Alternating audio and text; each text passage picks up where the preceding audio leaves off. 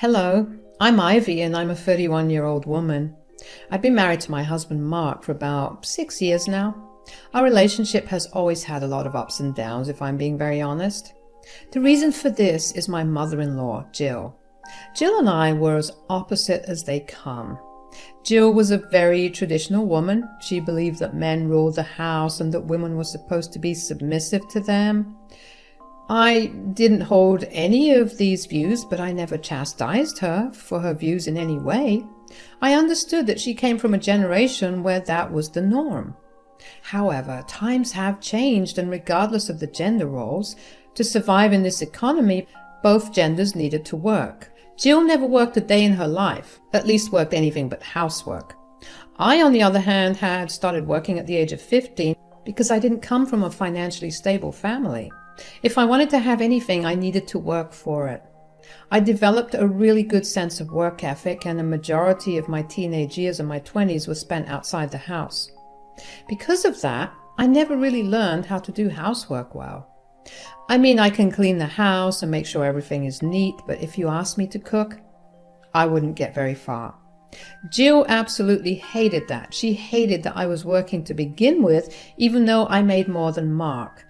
She constantly belittled me and called me a disgrace to all women. The first time this happened was when we first met. At that time, Mark and I had been dating for over a year, and he wanted to introduce me to his mother. His father had died just a year ago, but he left Jill with enough money to live the rest of her life comfortably. Being that she was the only parent he had, he wanted me to meet her and get her approval. We met for lunch at her place. She seemed really nice and welcoming at first, but all that changed when we started eating lunch. So, what are you studying right now? I'm studying digital marketing. Oh, and why is that? I wouldn't expect that to be a course that's popular among women. Oh, well, it's pretty popular in general. With the way the world is developing, there is huge scope for digital marketing. I chose it for that primary reason. So, you mean you plan to work after you graduate? Of course. At this rate, I don't think I'd be able to survive without working. Okay, that's enough about Ivy, Mom. Why don't you tell us about how you made this casserole? It's really good. Can it, Mark? Tell me, Ivy, why do you say that you can't survive without work? Well, I've been working since I was 15 to support myself. 15? Did your parents not help you out? Of course they did, but I needed money for other things like extracurriculars, or even just to buy myself things that I liked. That is the job of the man of the house, not yours. Well, both my parents worked really hard to make sure I had food and a roof over my head. I didn't want to burden them even more. It's a good thing, though. I know how the corporate world works, and I have a pretty stellar work ethic. That's disgusting. Excuse me? Women are not supposed to work. I tried to ignore the fact that you showed up in jeans because I hoped you were more feminine than that. But this I can't tolerate. What's so wrong about working? If I didn't work, I wouldn't be able to get an education. What does education matter when you have to take care of your house and kids once you marry Mark? Okay, that's enough, Mom. You either stop talking or Ivy and I are leaving. I remember being so appalled at Jill's ideologies. After that, lunch was pretty much ruined. Jill kept glaring at me and would not even look at me. Mark tried his best to lift the mood up, but Jill would not budge. After we left her place, which she insisted on me doing, by the way, Mark apologized a lot for his mother's views. He told me that that was how she was raised, and his dad was a man who believed in those views as well. The only thing I could think about, how lucky Mark was to have been born a man, because if he was a girl, Lord knows he would have had hell to deal with. Of course, I didn't interact much with Jill after that. Even if I did try, she refused to acknowledge me. She would even frequently text Mark, telling him that he deserved someone who would submit herself to him and not some pansy who barely stayed home. Her digs hurt a lot, but I eventually learned to ignore them. I knew that her hatred stemmed from her lack of experience and knowledge, and maybe she was resentful that I was living the kind of life that she was never able to.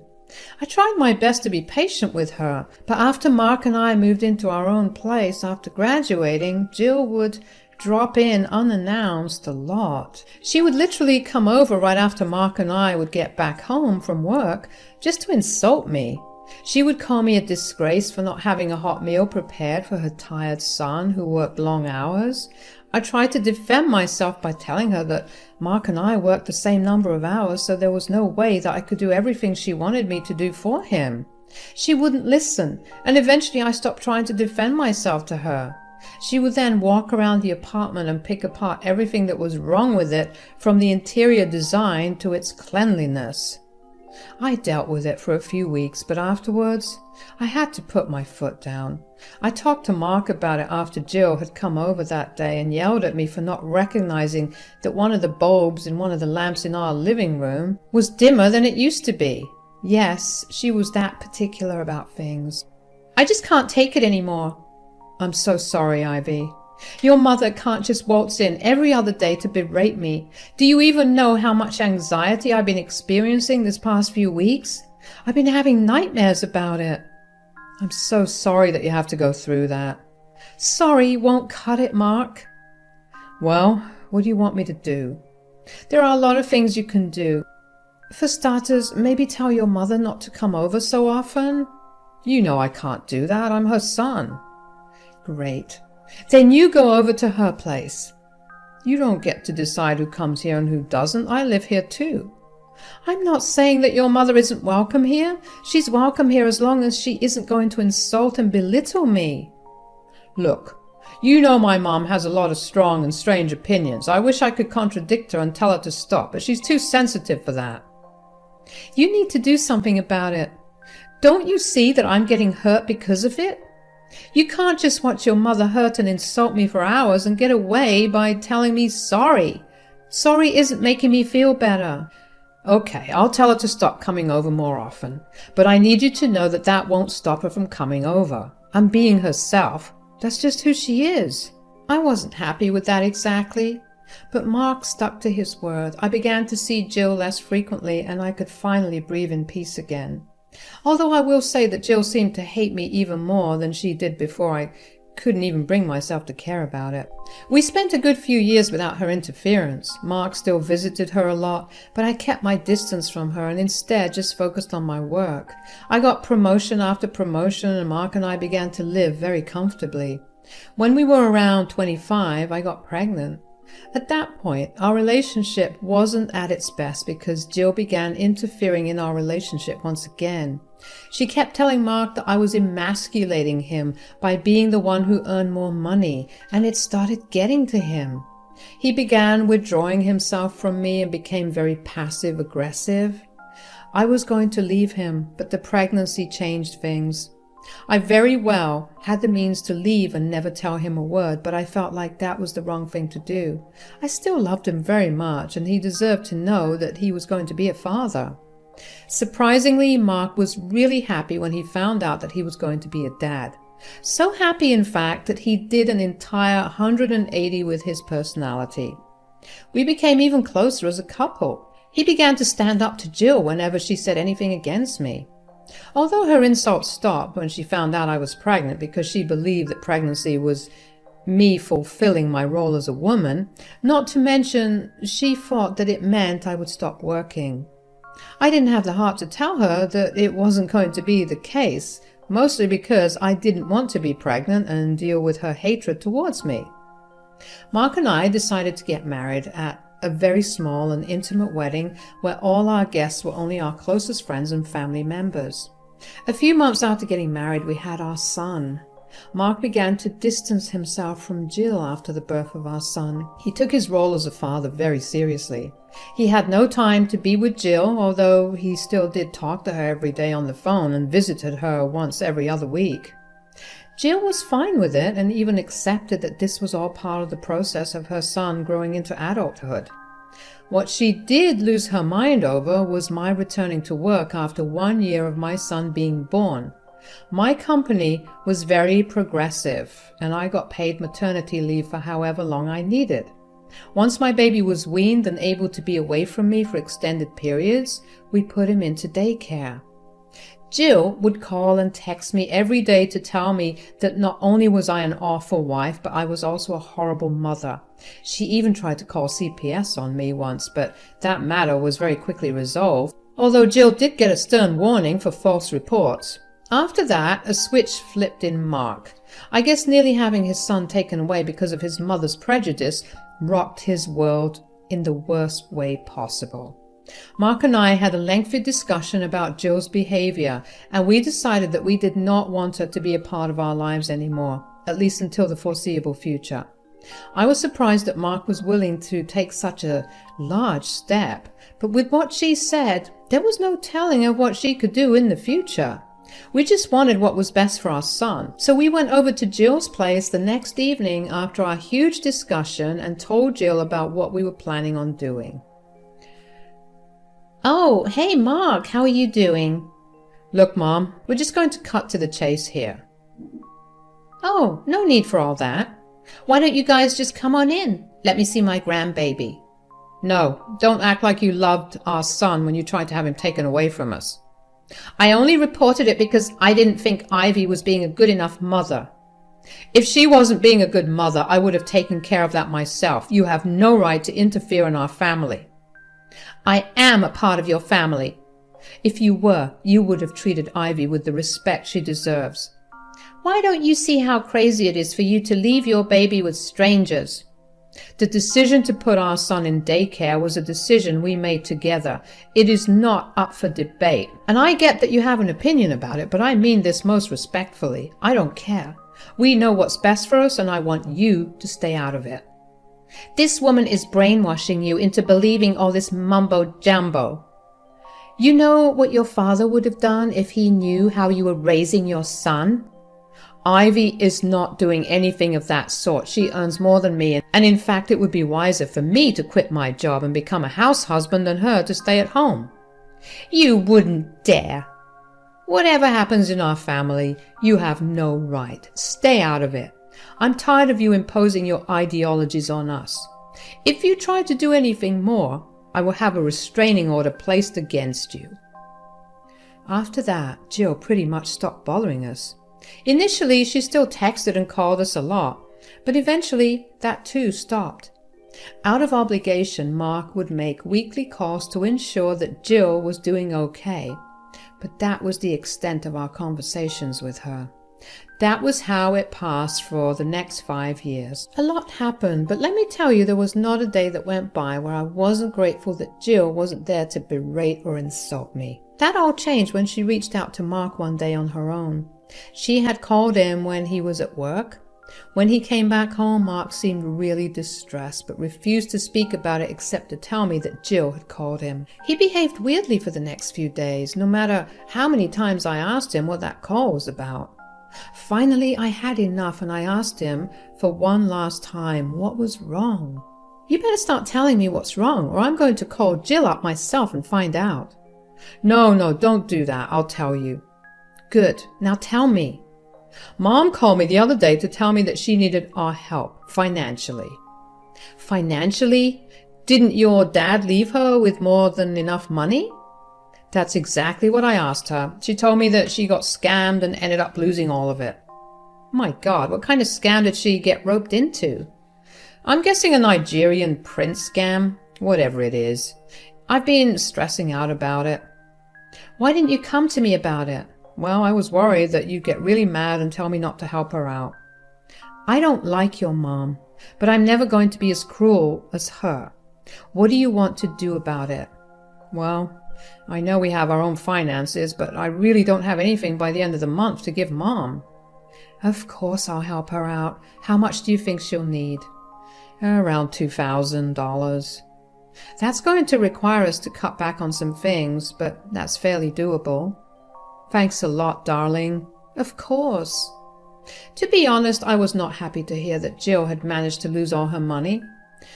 Now, I had no idea about how much money was in there, but I knew that it was more than enough for her to be able to not only eat out every day, but also buy herself all the fancy things she wanted without her having to bat an eye. For the next few months, I sent Jill the money. Funnily, she never complained about me sending the money instead of her son. Maybe she did see just how valuable I was to our family and why it was so important for me to work. I rode that high of having silently put Jill in her place for those few months, and then it all came crashing down.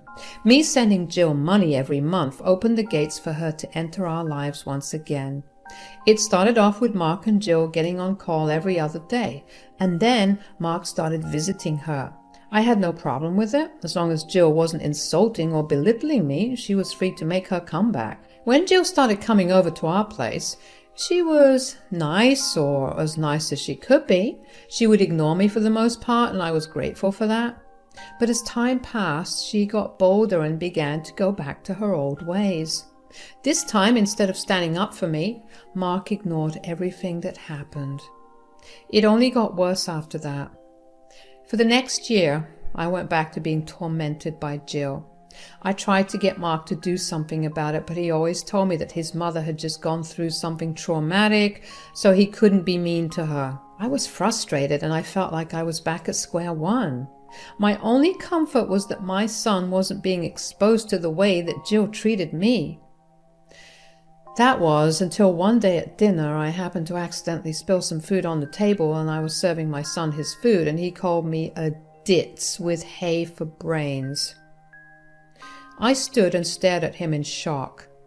That was not something my son would ever say to me. But there was one person who would do that: Jill. In fact, she has called me that many, many times. I gently asked my son where he heard that phrase from, and he revealed that Mark had been taking him over to Jill's when I was at work for the past few months. To say I was livid was an understatement. I told Mark that Jill was under no circumstances allowed to see or interact with our son until he was 13. I didn't want her views to shape who he was in any way. To find out that Mark crossed the only boundary I had made me see red. So I decided that I needed to get even. I had one thing over Jill, and that was me sending her money. Although maybe it was because of how angry I was, but in that moment I realized just how weird it was that Jill got scammed out of all her money. There must have been a lot in there, and even she was not stupid enough to give her account details to anyone. She wouldn't even let Mark use her card. I decided to do some digging. The next day I went over to her place and told her that I had been trying to transfer her some money, but the transactions weren't going through. I told her that I had called my bank and my account was in the clear. I asked her if I could check if something was wrong with her account. Jill was hesitant at first, but she eventually let me in and gave me her phone. She watched me over my shoulder as I looked into her bank app and did not let me see how much she had in her bank at all. I went through the FAQ and troubleshooting options before I decided to give up and tell her that I'd just call her bank for her. I shut off Jill's phone and placed it on the table in front of me. Jill finally relaxed and even offered to get me something to drink herself. I accepted her offer, and while she was away, I unlocked her phone again. I knew her passcode, so all I needed was a few minutes with her away. I looked into her account, and she has well over $1 million in her account. I was shocked to see such a large number, and even more enraged at the fact that she had been lying for months just so she could come back and torment me. I set the phone back down to the way it was when she left and quickly made an excuse and left. I was fuming. I decided to not send her any money because she had no need for it. I didn't tell Mark anything about it because I was still wrapping my head around it. The next day, though, while I was at work, Mark called me. "Ivy, what the hell?" "Wow, what happened to hello?" "Don't you try and play smart with me right now." "You either calm down or I'm hanging up." "Don't you dare. I'm giving you 5 seconds to tell me. Why didn't you send my mom the $2,000? We're already a week into the month." "I didn't want to." "What? Why?" Why don't you check her bank account before yelling at me? What do you mean? I went over to her place yesterday and managed to sneak a peek at her account. Let me tell you, she does not need money. How dare you say that my mom is lying? She would never lie. Wouldn't she? She's always done that. You need to cool down and we can talk after you see her bank account. Bye. Now, I don't know how Mark managed to get a hold of his mother's bank statements, but let me tell you, the fallout was not pretty. Mark picked me up from the office that day and he apologized to me over and over again for his behavior. I forgave him, but I told him that I wanted to know why Jill was taking money from us when she had more than enough. At first, Jill refused to admit that she had money, but Mark had printouts of her bank statements and then she confessed. She told us that every day since she stopped talking to us, her hatred for me only grew. She saw no other way of hurting me, so she chose to exploit the one thing I was proud of, my income. She knew that Mark would have no way of supporting her, and only I would. She thought it would damage my ego. Mark and I looked at her in horror.